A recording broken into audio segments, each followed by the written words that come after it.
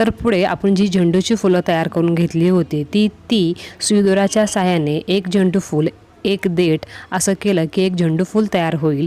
ते आपण दोन्ही पानांच्या मध्यभागी अटॅच करणार आहोत। अशाच सोप्या पद्धतीने खूप सारे व्हिडिओ मी अपलोड केलेले आहेत, त्याची लिंक डिस्क्रिप्शन बॉक्समध्ये आहे, तेथे जाऊन तुम्ही नक्कीच व्हिडिओ पाहू शकता।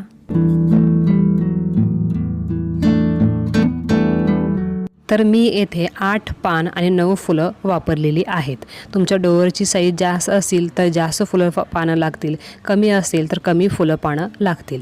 पर दोन्ही पानांच्या मध्ये एक एक झेंडू फूल आपण अटॅच करत जाणार आहोत।